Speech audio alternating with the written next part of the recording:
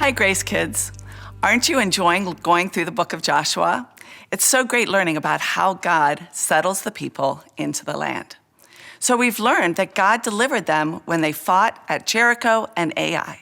And then we learn about how the people of Gibeon come and say, we want to make peace with you. And they sign a peace treaty with them. And then we get to chapter 10, where we find out that the king of Jerusalem, he has learned about this peace treaty, and he's alarmed. Why?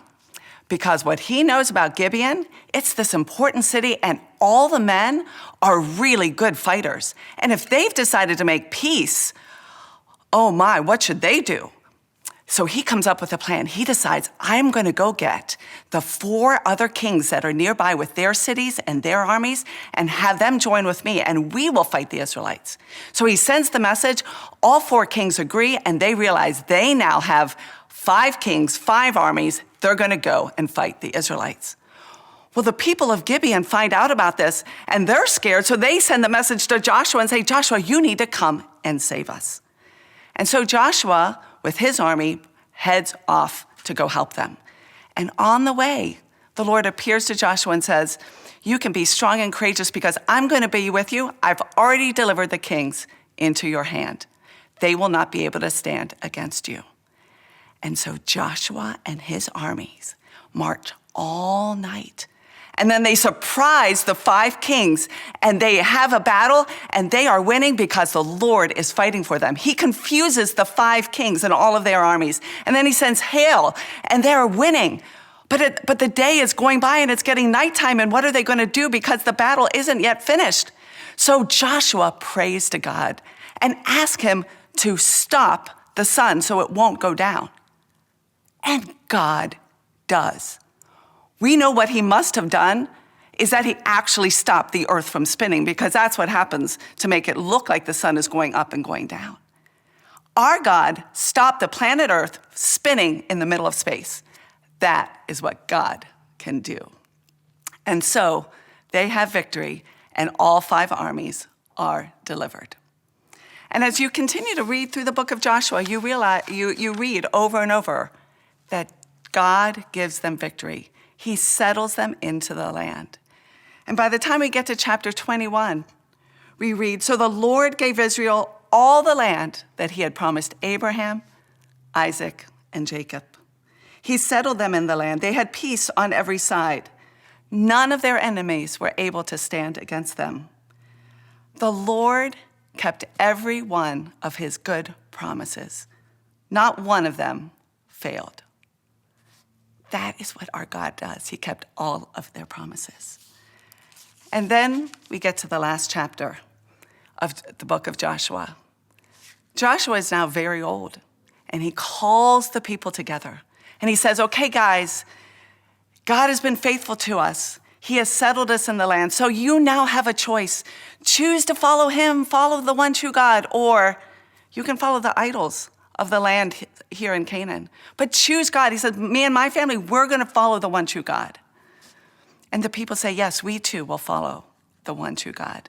And they do, as long as Joshua and all the other elders who lived with him and saw what God has done, they follow God. And that's the book of Joshua. And what Joshua means, it means the Lord is salvation. That is who our God is. He saves us. They trusted him back then. The stories that we've learned so far show that God is faithful. And we know that he can be faithful to us, to save us from sin, to save us from death. Through Jesus, through his death on the cross and his resurrection, we can be saved. But God's promises, they're so good. He saves us to give us life eternal. And that is what our last verse in Psalm 23 is all about, which is what we're going to be learning as we go into this week. We're at our very last verse.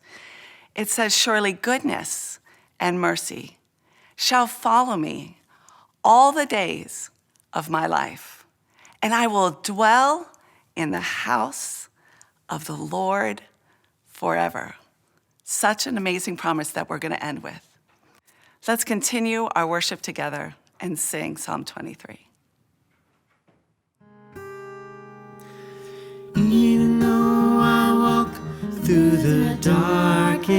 darkest valley, I will not be afraid, for you are close beside me.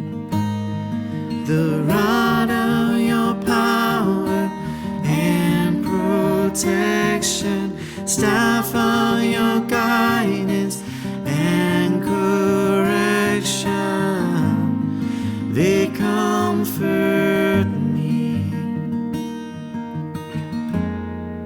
For you are close beside me.